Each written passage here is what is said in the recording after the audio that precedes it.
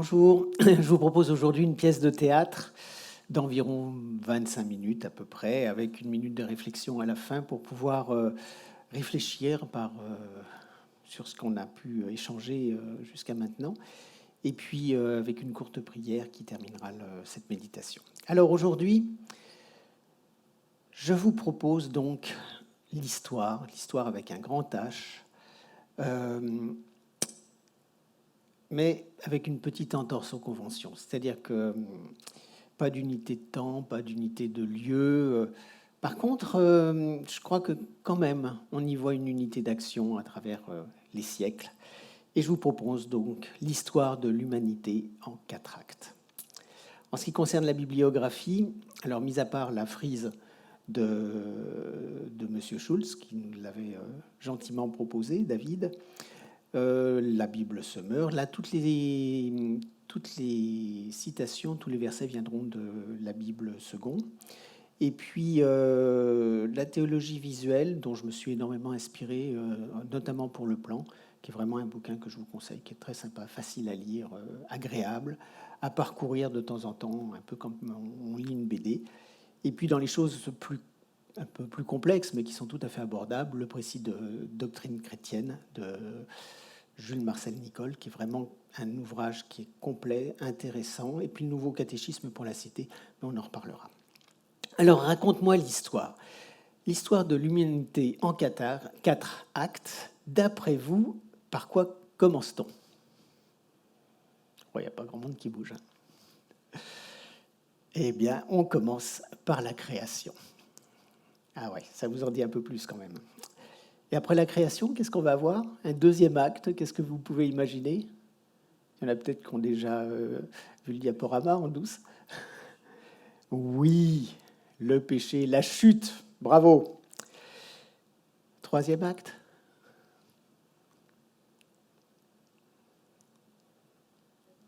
La rédemption. Il y en a qui voient plus vite que d'autres. Et on terminera par la nouvelle création. Bravo. S'il fallait résumer très vite, on pourrait dire que la création, c'est l'humanité à l'image de Dieu.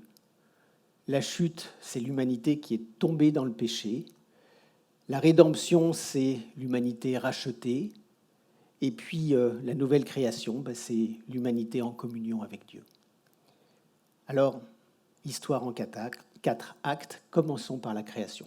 À droite, vous aurez les versets, et puis à gauche, vous aurez ce qu'on peut en conclure. Alors, au commencement, Dieu créa le ciel et la terre. Genèse 1, 1. C'est clair, donc Dieu est créateur. Deuxième point, on voit que l'humanité est à l'image de Dieu, que Dieu est créateur, mais que l'homme a été fait à son image. Dieu dit, on est dans Genèse 1, 26, « Faisons l'homme à notre image, à notre ressemblance ». L'homme a été créé pour connaître une communion parfaite avec Dieu. C'est important à avoir en tête. Sachez que l'Éternel est Dieu, c'est lui qui nous a fait et nous lui appartenons. Nous sommes son peuple, le troupeau dont il est le berger, c'est le psaume 100. Alors là, c'est l'humanité à l'image de Dieu. On est au tout début. Et puis très vite, deuxième acte, arrive la chute. L'humanité qui est tombée dans le péché. Elle prit de son fruit et en mangea. Elle en donna aussi à son mari qui était avec elle et en mangea. Genèse 3, 6. Au bout de 3 chapitres, ça y est, l'humanité est mal barrée. Elle est tombée dans le péché.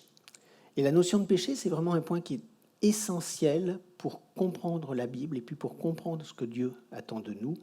C'est souvent compliqué. Je vous propose qu'on fasse une petite parenthèse et qu'on aborde ce sujet. Bien évidemment, rappel habituel, c'est pas parce que je suis de ce côté du micro que je ne suis pas pécheur. Nous sommes avant tous humains, donc pécheurs. Le péché, si on prend le nouveau catéchisme pour la cité, il y a une définition qui est intéressante, qui n'est peut-être pas la définition de référence, il peut y en avoir d'autres, il n'y a pas de... c'est tellement complexe qu'on peut toujours essayer de préciser les choses différemment. Le péché consiste à rejeter ou ignorer Dieu dans le monde qu'il a créé, à se rebeller contre lui en vivant sans tenir compte de lui, et en étant ou en ne faisant pas ce qu'il demande dans sa loi, avec pour conséquence notre mort et la ruine de toute la création. Le péché, ce n'est pas uniquement commettre quelque chose de mauvais, c'est être mauvais. En pratique, c'est une volonté délibérée, catégorique d'indépendance vis-à-vis de Dieu. On pourrait voir le péché comme uniquement des actes. Ça, ce sont les péchés, c'est-à-dire mentir, voler, tuer. Ça, ce sont les actes. Par contre, le péché, c'est beaucoup plus profond. Nous parlons souvent des actes, mais cette volonté d'indépendance vis-à-vis de Dieu est une des causes de la perdition de l'humanité. Et retenir cette volonté d'indépendance me semble très très importante, parce qu'il est facile de se dire « j'ai pas tué, donc je ne suis pas pécheur », mais être indépendant ou non reconnaissant de Dieu, d'être sa créature, ça c'est beaucoup plus compliqué. La Bible déclare « nous avons tous péché ». Romains 3, 23, « tous ont péché et sont privés de la gloire de Dieu ». Mais en remettant l'autorité et la bonté de Dieu, nous montrons à quel point nous sommes contre Dieu, séparés de Dieu. Et on en a déjà parlé dans une précédente prédication. On est toujours face à cette question quand on parle de notre foi, avec du type comment Dieu peut être bon avec tout le mal qui existe sur la terre. Je pense qu'on vous l'a déjà dit. Le péché, c'est la proclamation de la suffisance humaine. C'est la volonté de déterminer nous-mêmes ce qui est bien et ce qui est mal. Alors, comment Dieu peut-il être bon avec tout le mal qui existe sur Terre ? La question, dans ce cas, ça veut dire qu'on a la prétention que notre volonté, que notre avis est supérieur à celui de Dieu. On a la prétention de vouloir se diriger, de se choisir, de se justifier, de suivre nos propres intérêts, nos propres priorités, nos propres désirs. Alors que le péché nous éloigne de Dieu, nous sépare de Dieu. Dans la doctrine du précis de doctrine chrétienne, Jules Marcel Nicolle nous dit que c'est un peu normal qu'on ait du mal à comprendre le péché, parce que normalement, il ne devrait pas exister. En hébreu, en grec, on a cette séparation de rater la cible, c'est-à-dire qu'on manque le but. Mais on peut y associer un certain nombre de nuances, comme la déviation. C'est assez compréhensible si on se remet par rapport à rater la cible. Mais il y a aussi la révolte, il y a la perversion, la transgression, l'injustice, la défaillance, la vanité. Tous ces défauts que vous n'avez pas, bien évidemment. Mais beaucoup doivent l'avoir. Pas nous, évidemment, mais d'autres. Mais l'homme a été créé bon. Et le péché, ce n'est pas un élément constitutif de la nature humaine. C'est un accident, une influence extérieure, et sûrement pas de Dieu. Adam et Ève étaient comblés dans un monde parfait. Dieu avait prévenu juste de ne pas toucher à l'arbre de la connaissance du bien et du mal. Et ils ont touché à l'arbre et ils ont connu le mal. Ça, ils étaient prévenus. Mais ce n'était pas pour les coincer, ce n'était pas pour les tenter. Dieu, il n'a jamais voulu le mal d'Adam et Ève. Ce n'est pas du tout ça, ni le mal de l'humanité. Sauf que l'humanité, dans sa liberté de choix, préfère souvent faire ce qui est opposé à Dieu plutôt que ce qu'il lui conseille. C'était un ordre à des gens qui étaient responsables de choisir ou non, d'obéir ou de désobéir. Et on sait qu'ils ont désobéi. Mais nous aussi, on a le choix de choisir et de désobéir. On peut choisir d'accepter Jésus, d'accepter cette réparation du lien qui a été cassé entre Dieu et nous par le péché de l'homme. Mais on peut aussi ne pas accepter. On peut aussi ne pas accepter Jésus. On peut tout à fait dire que nous, on n'est pas d'accord avec les règles de Dieu, les règles que Dieu a imposées pour sa création, qui semblent légitimes. C'est normal que Dieu soit compétent d'édicter des règles pour ce qu'il a créé. Et même si les humains ont l'ambition d'établir des lois, d'établir une éthique, une morale, des références, ce n'est pas du tout la soumission exigée par Dieu. Et ça, c'est un petit peu compliqué parce qu'on voudrait que nos lois servent de référence totale et qu'on pourrait presque vouloir que Dieu se soumette à nos lois. En tout cas, à notre esprit, à notre volonté, à notre choix, à notre justice, à nous. Mais Dieu est le seul compétent et légitime pour fixer les règles pour sa création. Le péché, c'est une rébellion, une désobéissance à la volonté de Dieu, mais aussi une incrédulité vis-à-vis de Dieu. Et à l'origine de beaucoup de fautes, il y a un doute à l'égard de Dieu. Parce que sinon, comment on pourrait croire qu'on puisse s'en sortir facilement? Je me souviens d'amis qui me disaient tu sais, de toute manière, Dieu est bon, alors t'inquiète pas, on arrivera toujours à négocier quelque chose, et puis il y a le purgatoire, et puis ils voulaient négocier le paradis, en gros. Ça fait bizarre quand même. Clairement, c'est pas un risque à prendre. Comme si on pouvait se moquer de Dieu, le sous-estimer. Un peu comme si on imaginait qu'on allait pouvoir négocier notre faute en disant « Ouais, allez, laisse tomber, c'est pas grave. On va pas s'en sortir avec du baratin, avec Dieu, il nous connaît. » Toute la Bible est là pour nous montrer que nous ne sommes pas des marionnettes dépourvues de volonté, mais des êtres responsables. Et Dieu nous considère comme responsables de nos choix. Responsables, mais responsables que Dieu jugera, selon notre foi, bien sûr, mais aussi nos œuvres et nos intentions. Alors là, on a noirci le tableau, c'est la cata, c'est fini. Mais il y a un truc qui est fantastique, il faut quand même avoir ça en tête, c'est qu'on a énormément perdu avec la présence du péché, mais on a tellement gagné par la grâce de Jésus-Christ. Et Jésus-Christ, il a souffert pour nous, pour qu'on puisse devenir proche de Dieu, pour que l'humanité, à nouveau, puisse rétablir ce lien qui avait été perdu par le péché. Et on a été donc justifié par Jésus, c'est-à-dire devenu juste, c'est-à-dire accessible à Dieu. Par contre, notre seul recours, c'est la grâce imméritée que Jésus nous propose. Et c'est pour ça qu'il est au centre de cette grande histoire de l'humanité.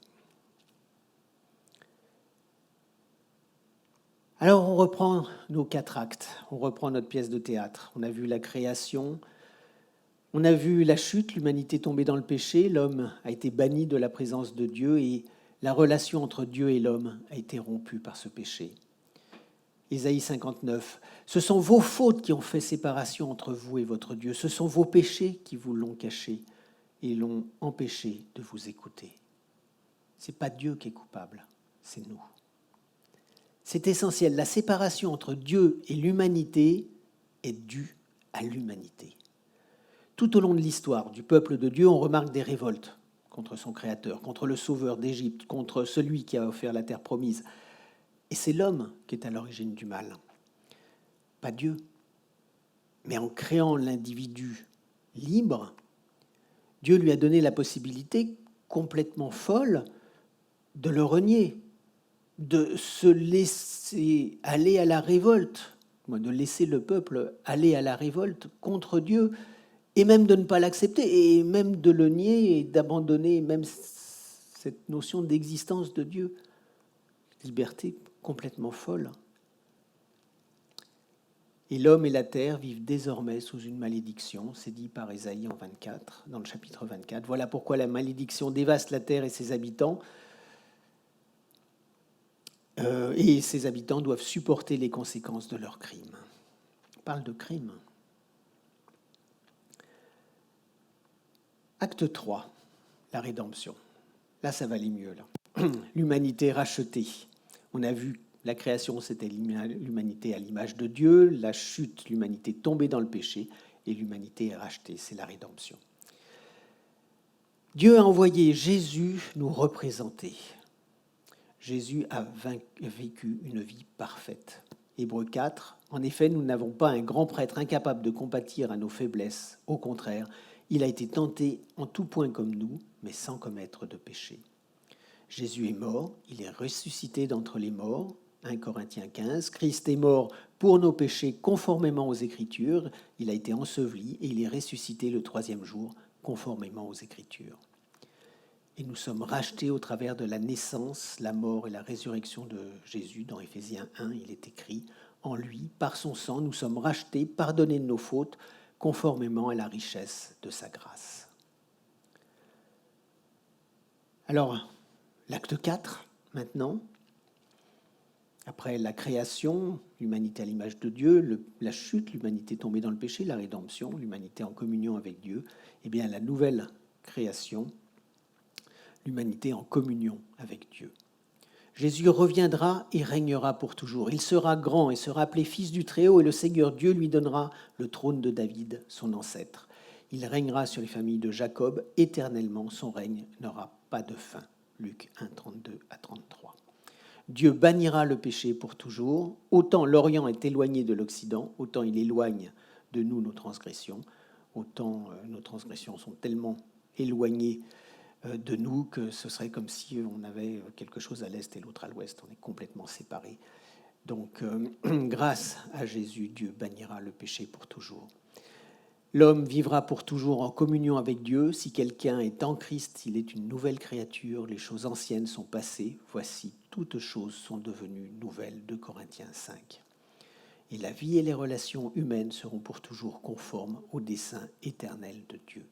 Il essuiera toute larme de leurs yeux, la mort ne sera plus, et il n'y aura plus ni deuil, ni cri, ni douleur, car ce qui existait avant a disparu. Apocalypse 21. Au passage, si vous voulez passer une bonne soirée, une bonne après-midi, une bonne journée, que vous êtes complètement déprimé, vous prenez le livre de l'Apocalypse, si je m'arrête là, on va me dire il est complètement secoué, Didier, et vous prenez les chapitres 21 et 22. Et vous allez voir, c'est génial, c'est les 2 derniers chapitres de la Bible, et là, d'un seul coup, tout est révélé, et là, vous voyez enfin ce à quoi nous amène l'histoire de la Bible. Donc, retenez ça, 21, 22 d'Apocalypse, c'est pas mal. Épilogue. L'épilogue, c'est à la fin des pièces de théâtre, dans le théâtre classique, qui est une sorte de discours récapitulatif juste à la fin de la pièce. Alors, de quoi je voulais vous parler? Une petite histoire perso, au passage. J'ai eu l'occasion d'aller très souvent dans des hôtels. Je ne sais pas si vous avez remarqué que dans les hôtels, derrière la porte, il y a un petit papier pour les trucs de secours, d'urgence, de je ne sais pas quoi, en disant ce qu'il faut faire en cas d'alerte et autres. Et j'avoue que je me demande si je les ai lus quelques fois. Je pense pas beaucoup. Et je ne voyais pas du tout l'intérêt.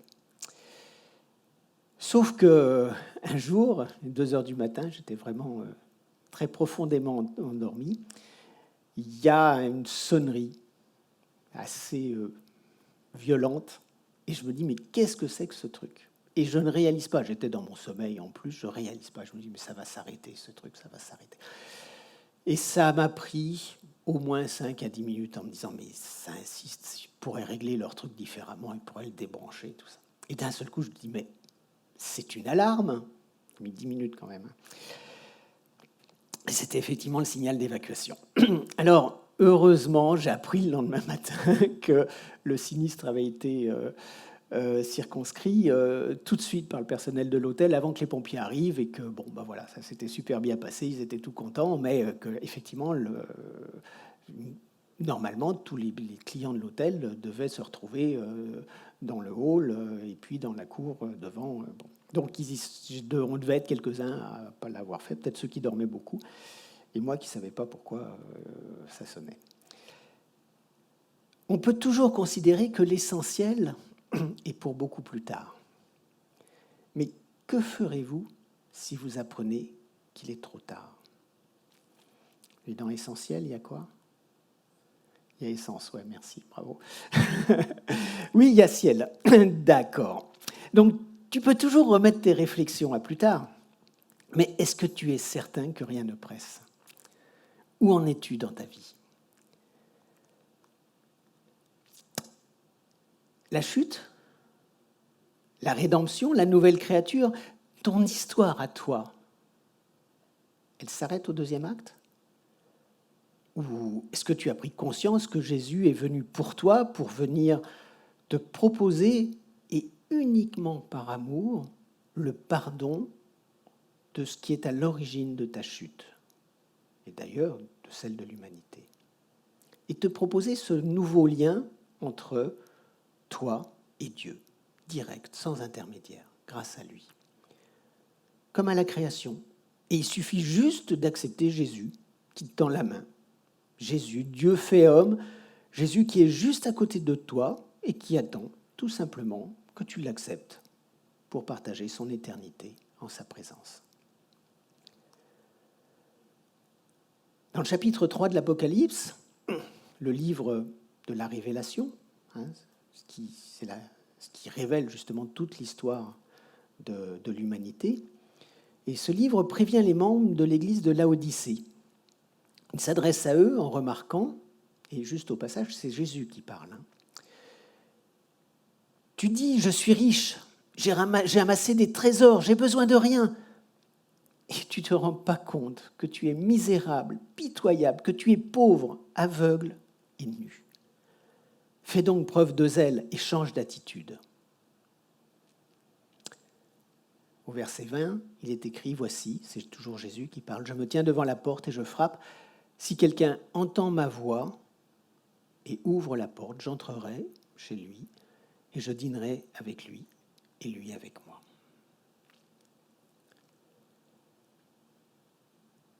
Nous avons parlé de l'histoire de l'humanité en 4 actes, avec l'humanité à l'image de Dieu. C'était la création, l'humanité tombée dans le péché, la chute, l'humanité rachetée, la rédemption, l'humanité en communion avec Dieu, la nouvelle création. Combien as-tu d'actes à la pièce de théâtre de ta vie? Où en es-tu? Prions pour que nous soyons cette nouvelle créature proposée par Jésus, sauvée de son passé et heureux de son avenir. Toi aussi, accepte Jésus et deviens cette nouvelle créature. Et si tu as déjà fait cette démarche, prie, loue, remercie le Seigneur de t'avoir accepté tel que tu es, juste par amour, et remercie-le de cette grâce. La grâce, c'est ce don gratuit d'être en compagnie de Dieu, justement grâce à Jésus, évidemment pour ceux qui l'acceptent. Mais si tu as déjà fait ce choix, ce n'est pas une raison pour te reposer sur tes lauriers, du moins sur ceux de Jésus. Sans rien faire pour lui, il faut t'investir. T'investir dans l'Église, t'investir en travaillant sa parole au travers de la Bible. Alors, ce n'est pas un concours, lire la Bible. Ce n'est pas ouais, super, je l'ai fait en 6 mois ou je l'ai fait en 1 an. Non, il faut la méditer, il faut la travailler, il faut la ruminer.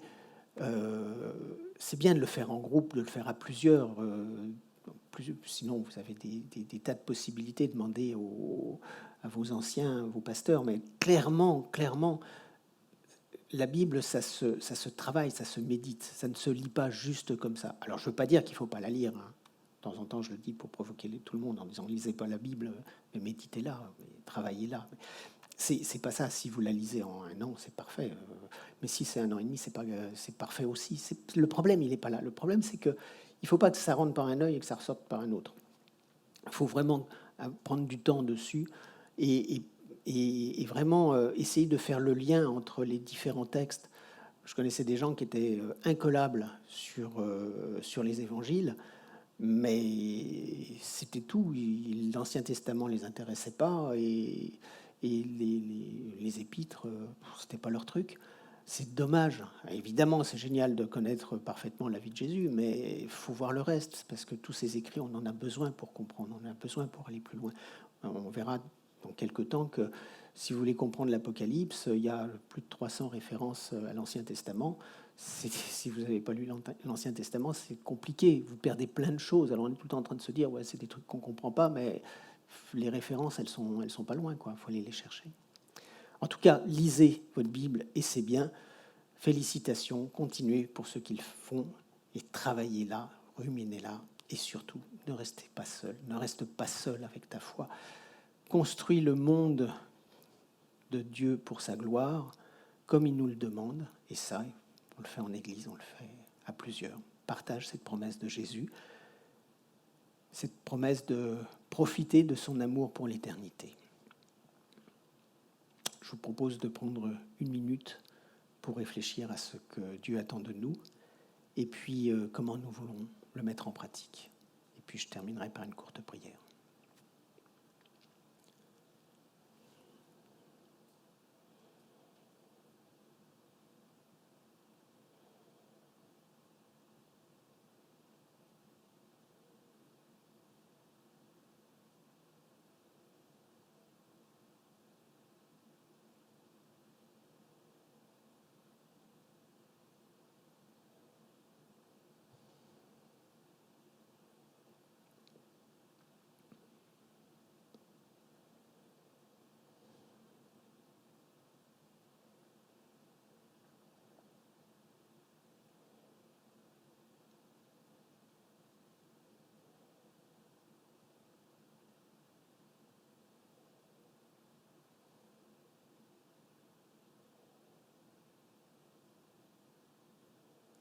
Seigneur, je te loue parce que tu nous as créés à ton image.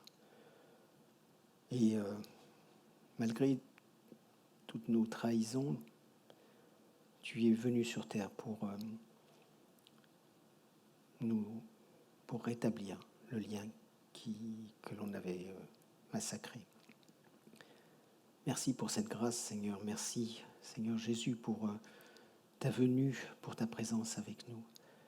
Je te demande vivement de bénir chacun d'entre nous, de bénir cette assemblée, les autres assemblées qui se rassemblent aujourd'hui sur la ville et ailleurs, et fait que tous ceux qui veulent te suivre aient la force, la conviction, et aide-les par l'Esprit pour qu'ils puissent accéder à ta parole et puis la méditer comme tu le souhaites pour pouvoir travailler comme tu voudrais au sein de notre Église. Amen.